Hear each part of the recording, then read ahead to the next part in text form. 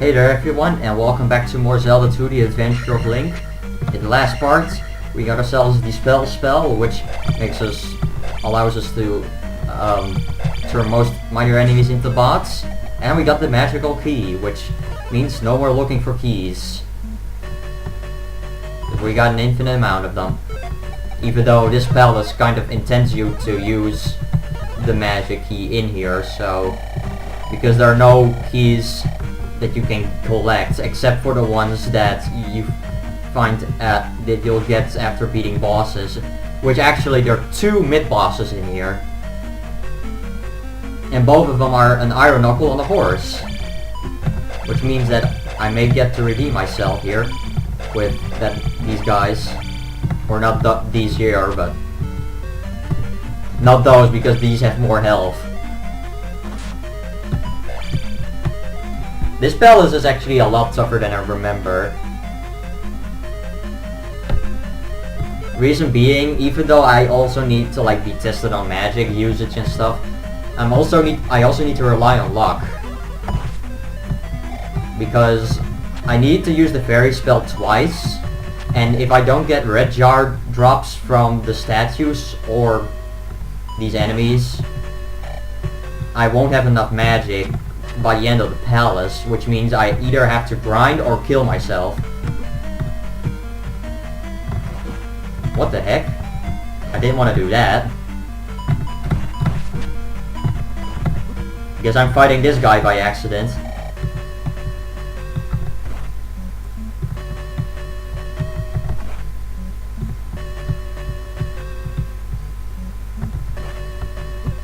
That was really weird.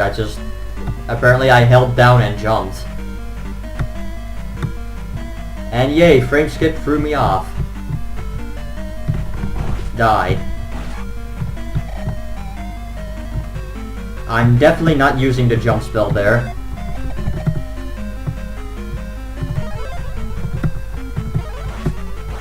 Okay, so this room is interesting in that after 3 statues and 2 blocks, there's going to be a hole that's 4 blocks wide. If you don't jump over that, you'll fall. You'll fall through it. And if that happens, you need to go all the way back, get back up, and try again. Anyway, here's the first of the 2 mid-bosses. Let's see how fast we can kill him if we do it right. And this is right. Almost. There we go. You see, that's how you beat this boss. That's the right way of beating it. And of course, it could still be faster, but whatever.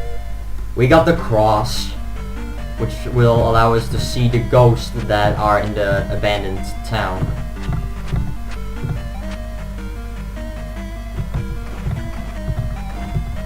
There are also encounters where you have invisible enemies like that. Okay, at least that one gave me a jar. And jump! At least I didn't fall down there, because that is just a time waster and you'll take a beating. Because there are quite a bit of bubbles there, and they'll take away your magic. And there are also wizards and stall foes. So at least good that we jumped over all that. Okay, so this blue iron knuckle that I skipped earlier, I'm gonna fight him now. I'm kind of bad at this trick when I go left, as you can see.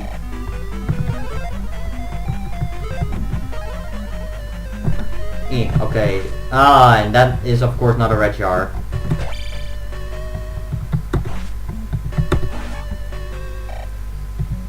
Hopefully I can get a red jar off of like more big enemies coming up. Because otherwise... what the heck?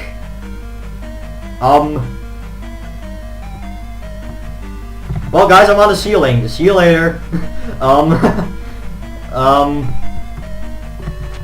I've heard in speedruns that you could actually land on the ceiling, but I didn't know that I could do that. Well, see you later, Blue Iron Knuckle. Screw you. Okay. Well, that's definitely one for the bloopers.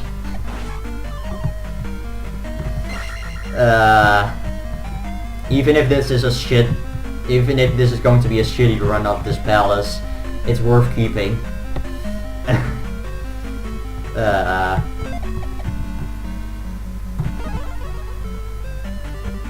Okay, let's concentrate now and do stuff. I don't even know why I cast a reflect there, but whatever. I guess I'm killing these guys to hopefully get the red jar thing to come up. Okay, so this is one of the first two spots where I have to use the fairy spell. Also, don't fly too much down, because otherwise we'll just get sucked into lava, and that wouldn't be nice. I don't know how close I am to the red jar, but hopefully not too far away. Okay, awesome.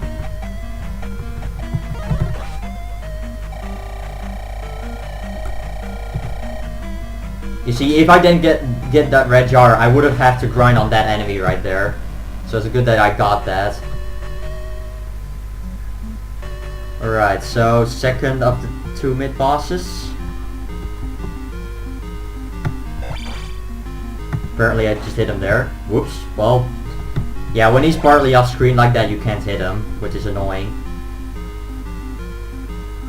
Now let's make sure that I don't hit him. And, well, yeah, for some reason I can't do damage to him now.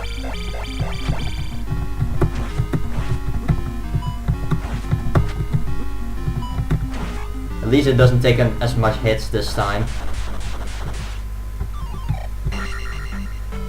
So thank God for that.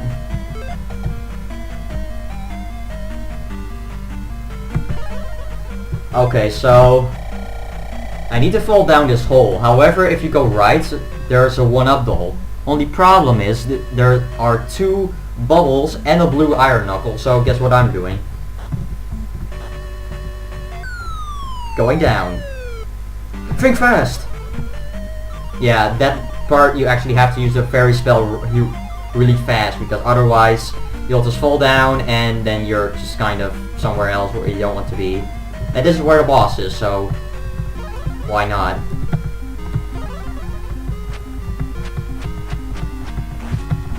So this is Barbra, and he is not a friendly customer. Basically, he will shoot fire once in a while when he gets up. And he can actually instantly kill you quite easily just by knocking you into lava. You could theoretically actually downstab this guy, which is kind of amusing, but doing that is quite suicidal. Like, seriously, it is.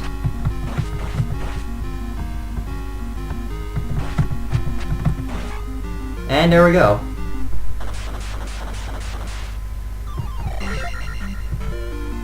Get the level up. And that's the end of Palace 6.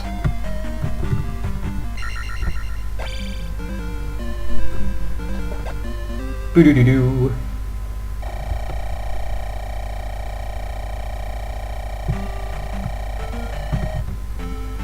Alright, so now we're gonna go to the abandoned town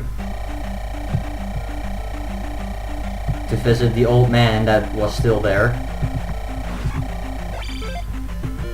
And now we got the highest magic level as well. And that was kind of scary.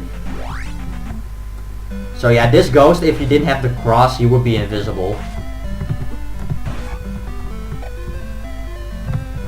Also, if you go more to the left, well, they're just more ghosts and nothing else, so why bother? I mean, if you didn't know that, you would maybe just check it out. I can give you most powerful magic. And so we get the last spell in the game, which is the Thunder spell. which you need to make the final boss vulnerable. I can't say that word correctly. Vulnerable. Okay, there we go. It's a hard word, okay?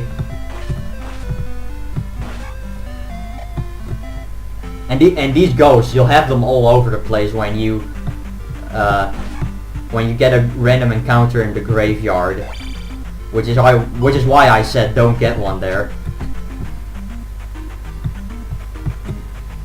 Because as you can imagine, with a lot of those guys in the way, it's quite a nightmare.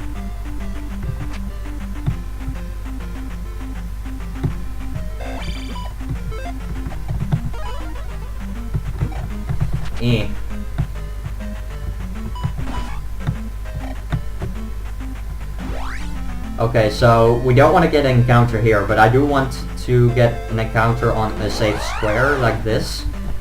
And then this square that I'm in front of is a determined square, so I'm trying to get an encounter there because, yeah, blue ghosts right there, yeah, we're not dealing with those. There we go. Okay, so I think if you don't have full magic, there will always be a red jar over here, so we're gonna make use of that. Now, having the spell here is incredibly helpful. Like, I can't stress it enough how useful it is. Because for one thing, it turns these ghosts into bots.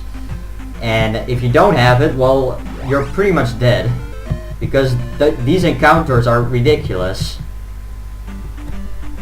What I will do, however, is get encounters on a determined square, because at least then it's like, okay, I just use the spell, get out, and there you go. They're basically free fixed encounters here, and all of them have the same stream, but they're all have different enemies, and they're all really tough, so don't bother with them. Oh, also, invisible wall, for some reason.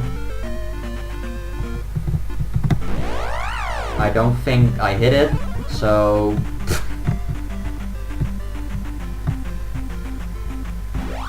Oh, I did hit it. Okay, awesome.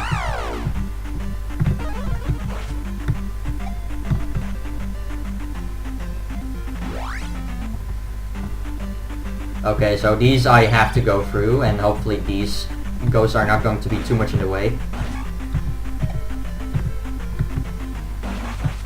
Well, that was lucky. I actually want that. These ghosts also kind of move with the screen, which makes it kind of tricky, I guess. I probably won't get a level up from here on out. It's like, it's pretty much gonna be the end of the game and I won't have a level up. Oh, by the way, these guys, they're just like the axe throwing guys, so guess what? I hate them.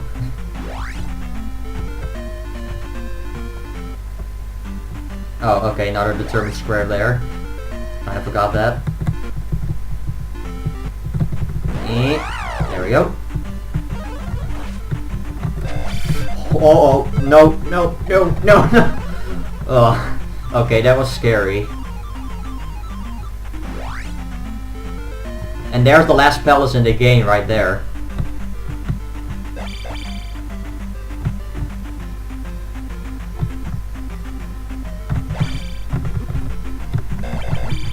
Let me get past.